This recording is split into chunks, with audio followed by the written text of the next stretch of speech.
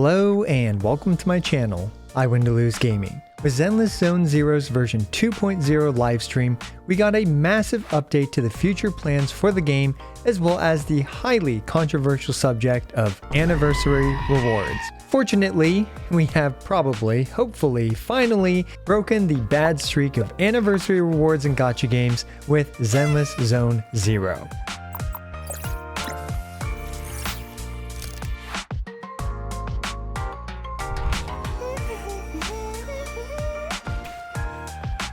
There are a ton of things coming to Zenless Zone Zero in version 2.0, scheduled for release around June 4th. Google Classroom can probably finally sleep easy tonight because this is truly a devs listened moment.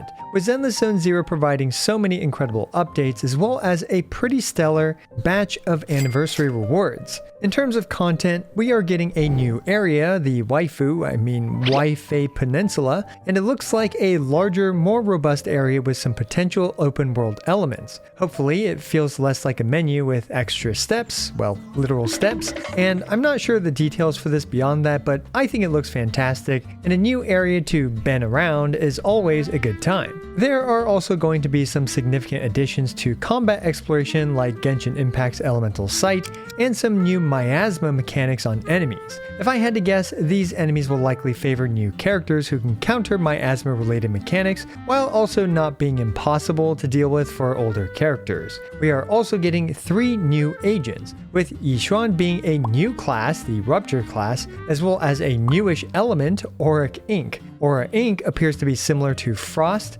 is to Ice, which is an alternative version for the Ether type damage. Not only is she introducing a new class and newish element, she's also introducing a new stat, because why not? Sheer Force. So yeah, she looks incredibly complex, and I'm not going to dive into that right now, but I will be, as usual, doing my best to provide you all with an early access video and a full guide on her. And don't worry, for the free-to-plays, it does appear that with a new class, the Rupture class, we're also getting new Rupture Wenjins, with a craftable one that will also be in the banner pool, a battle pass one, and a B rank one.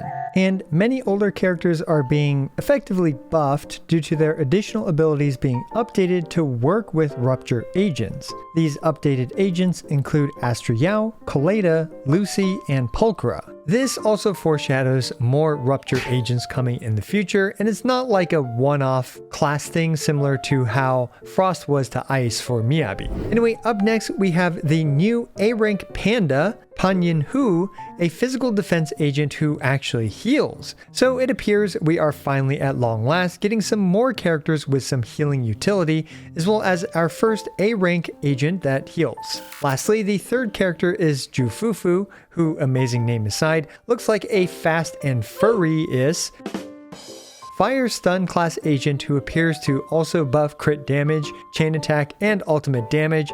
So yes, the stun class, continuing to be the support class in disguise, is continuing to hold true. Now, Phase 1 banners will consist of Yishuan plus Panda plus an Astra Yao rerun. And Phase 2 will consist of Jufufu and Caesar. But wait, that's not all, because we're also getting a new Bangbu, Bellion, for the new faction, and this thing looks as goofy as you'd expect from a new Bangbu. As usual, we're getting a bunch of events, and with this particularly comical one, where you pilot a Bangbu mecha to beat down the ethereals. This reminds me of those mecha gameplay modes in Honkai Impact 3rd, so it's kind of cool that they're bringing those back, but much cuter thanks to the Bangbus piloting egg-shaped robots.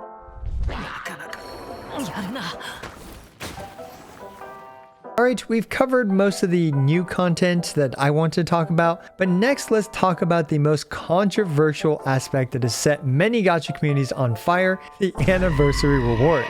Now, Genshin Impact set the bar for poor anniversary rewards, with the first anniversary giving some wings and around 20 pulls total, spawning the infamous Chi Chi Fallen meme. Then we had the recent Honkai Star Rail 2nd Anniversary Rewards, which I've got a hot take, or maybe I've just been Stockholm Syndrome by Genshin, but I thought the Honkai Star Rail Anniversary Rewards were actually pretty decent, with the coin thing that allows you to select between Ranmei or Luocha, and even save it for later as they'll probably add more characters to this. But again, that's my hot take, so feel free to disagree with that in the comments below. Then we had Wuthering Waves' Anniversary Awards, which, well, let's just say had Google Classroom quaking in its boots. Well, now it's Zenless Zone Zero's turn, and did they disappoint, or did they give us a W, this is so player-friendly moment? Well, in my opinion, yes, they actually did give us a W, this is so player-friendly moment. We are getting a 1600 polychrome, which equates to 10 pulls, plus 20 pulls, which equates to 30 pulls total, as well as a standard banner selector for an S-rank agent, and on top of that, a standard 5-star Wenjin selector as well. Frankly, they went above and beyond my personal expectations of just a standard 5-star agent selector, because the 5-star Wenjin selector is the additional cherry on top. Now, you guys will have to let me know what you think about these anniversary awards, if they're enough to keep you happy or even bring you back, if they exceed your expectations, or honestly, if they disappointed you. Fortunately, I think Hoyoverse learned their lesson from, well, terrible anniversary rewards, or perhaps Google asked them to step in for the sake of Google Classroom, because for a first anniversary, these rewards are quite good. Since the game is still early in its lifespan, a standard banner character and Wenjin of choice can absolutely help most people's accounts, heck, even my account. And as an example, Lycon is actually best in slot for meta ice DPS teams, and Soldier is a fantastic fire DPS agent who I personally still prefer using over Evelyn because she's just much easier to use. Now, after a couple of years, if they don't expand the standard banner roster, well, these characters likely won't age well and this reward won't be as impactful, but since this is year number 1, I think that these rewards are absolutely fantastic. Alright, one quick point that I wanted to touch upon is that we are also getting a refresh to the first time double polychrome bonus in the shop. So if you haven't topped up and grabbed those double bonuses and plan to top up, well, I guess this is a good time to do so. Also, by logging in now for 7 days until the release of 2.0, you are getting, I believe, 480 polychrome. And if you pre-register now, we are likely going to get 320 polychromes. So yeah, now is a pretty decent time to actually start playing before the patch to get some additional pulls. Alright, we are also getting an avatar, a title, and as per anniversary tradition in all these games, new cosmetics, but this one is actually a bit more via free costumes for Belle and Wise, as well as a bunch of funny accessories. My priority is going to be putting these cat ears on Wise.